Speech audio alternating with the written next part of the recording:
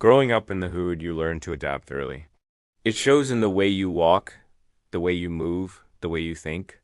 From going to school with the have-nots, you either had it or you didn't. It was that simple.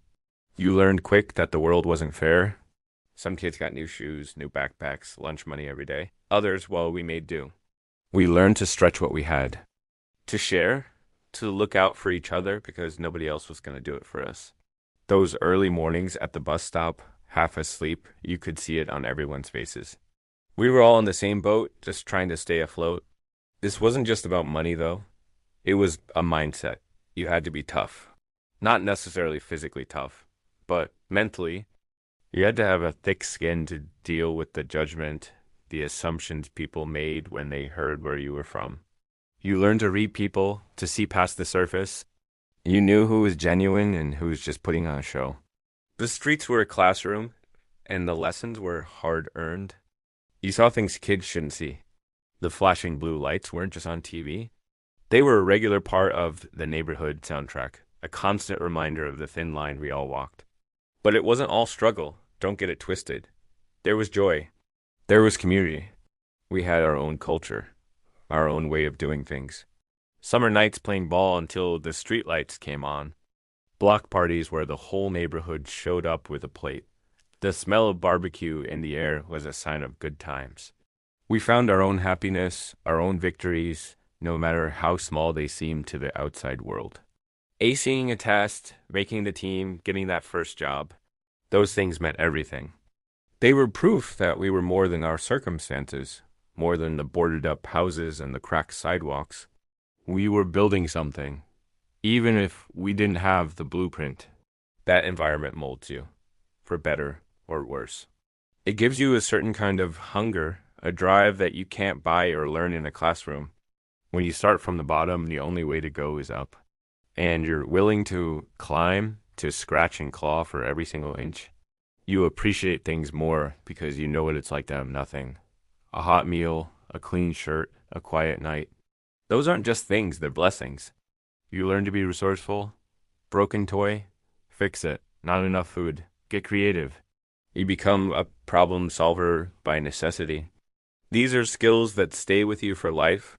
Skills that they don't teach you in any fancy school. And you develop a loyalty that runs deep. The people who were with you in the trenches, they're not just friends, they're family. You've seen each other at your worst and celebrated at your best. That bond is unbreakable. It's a silent understanding, a shared history that connects you forever. You protect your own. It's an instinct. That's why when one of us makes it out, really makes it, it feels like a win for everybody. It gives hope. It shows the kids coming up behind you that it's possible. That your starting point doesn't have to be your final destination. It's a complex thing, this life. It's a mix of pain and pride. You carry the scars, sure. You never forget the cold mornings or the empty cupboards. But you also carry the strength, the resilience, the unshakable belief that you can overcome anything because you've already been through the fire. You learn to navigate two worlds, the one you came from and the one you're trying to get to. And sometimes it's a balancing act. You don't want to forget where you came from because it's part of who you are. It's the foundation you're built on. But you also can't let it hold you back. I remember watching the older guys. Some went one way, some went another. It was a constant choice every single day. Do you fall into the trap that's set for you, the easy path that leads nowhere good? Or do you fight? Do you study harder, work longer, dream bigger than anyone thinks you have a right to?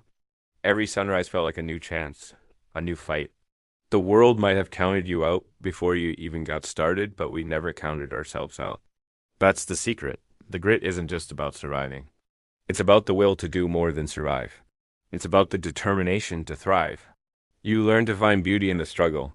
The murals painted on the sides of buildings, the laughter of kids playing in a fire hydrant on a hot day, the wisdom in the stories of the elders sitting on their porches. There's a richness here, a soul that you won't find in polished suburbs. It's raw, it's real, and it's powerful. It's a story of resilience, of making a way out of no way. It's the story of so many of us, and it's a story that needs to be told, not with pity, but with respect. for the kings and queens that are forged in these neighborhoods every single day. This journey is about more than just escaping a place. It's about taking the lessons, the strength, and the heart of that place with you wherever you go. It's about rewriting the narrative that was written for you, proving to the world, and more importantly, to yourself, that you are not a statistic. You are a story. And you are the one holding the pen. The sun rising over those streets wasn't just the start of another day.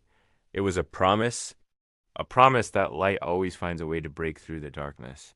And we carried that promise inside us. We still do. Thanks for listening. Don't forget to subscribe for more stories.